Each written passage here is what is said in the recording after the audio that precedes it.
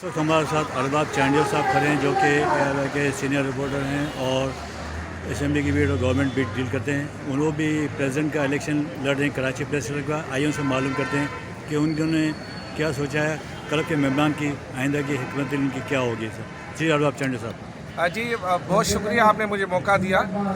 हम independent panel जो कि आज़ाद पैनल है उसके प्रेसिडेंट के तौर पर कराची प्रेस क्लब में इलेक्शन लड़ रहे हैं।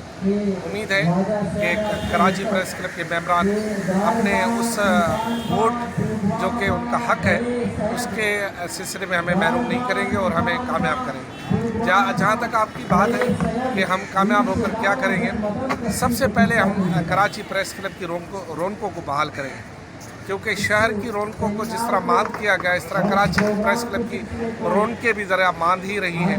हम उसकी असल शक्ल जो कि एक जमहूरियत पसंद इदारा है वो बहाल करेंगे। हम उनका सकाफती रंग जिसमें कभी